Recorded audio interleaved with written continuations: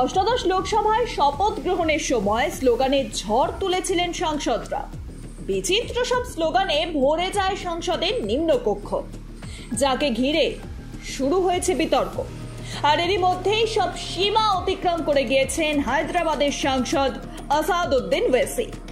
শপথ বাক্য পাঠ করার পর তার মুখে শোনা যায় জয় প্যালেস্টাইন স্লোগান। তার এহেন স্লোগান ঘিরে উত্তপ্ত জাতীয় রাজনীতি। যদিও ওয়েসির দাবি সংবিধানে এমন কোনো বিধান নেই যা তাকে এই স্লোগান দেওয়া থেকে আটকাতে পারে। ওয়েসি ব্যাখ্যা দিলেও তা মানতে নারাজ অনেকেই। তার সাংসদ পদ খারিজের দাবি জানিয়েছেন বহু বর্ষীয়ান আইনজীবী।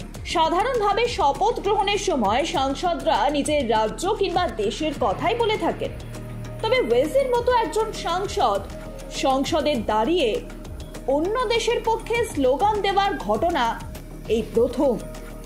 শপথের শেষে জয় ভীম, জয় তেলেঙ্গানা বলার পরে তিনি জয় প্যালেস্টাইন বলেছিলেন। मैं असदुद्दीन ओवैसी, जिसे लोकसभा का रुकन मुंतखब किया गया है, अल्लाह के नाम से हल्फ उठाता हूं कि मैं भारत की आइन पर जो कानून के मुजब तय पाया है एतकाद रखूंगा, उसका वफादार रहूंगा। मैं भारत के इक़्तिदार आला और सालिमियत को बरकरार रखूंगा और जिस ओहदे को मैं संभालने वाला हूं इसके फ़राइज़ और वफादारी से अंजाम दूंगा। जय भीम, जय मीम, जय तेलंगाना, जय फलस्तीन, तकबीर, अल्लाहु আকবার। এই বিষয়ে সংসদ বিষয়ক মন্ত্রী কিরণ রিজিজু তিনি বলেন, প্যালেস্টাইন বা অন্য দেশের সঙ্গে ভারতের শত্রুতা নেই, কিন্তু শপথের সময় অন্য দেশের কথা বলা উচিত কিনা তা নিয়ে তিনি প্রশ্ন তুলেছেন। ওয়েসের বিরুদ্ধে এক্স হ্যান্ডেলে একটি পোস্ট করেন আইনজীবী বিনীত জিন্দাল।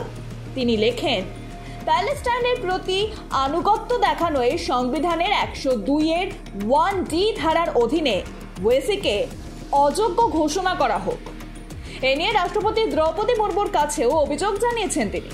102-এর 1D ধারায় বলা হয়েছে, যদি কোনো সাংসদ ভারতের নাগরিক না হন বা স্বেচ্ছায় কোনো অন্য দেশের নাগরিকত্ব অর্জন করেন অথবা কোনো বিদেশি রাষ্ট্রের প্রতি আনুগত্য দেখান, তাহলে তার সাংসদ পদ খারিজও হতে পারে।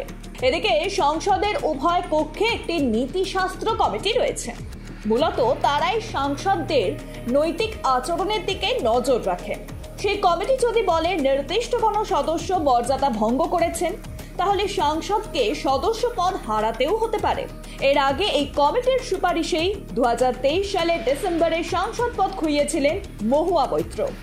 তবে এবার লোকসভা ভোটে জিতে ফের একবার সংসদে পা রেখেছেন তিনি।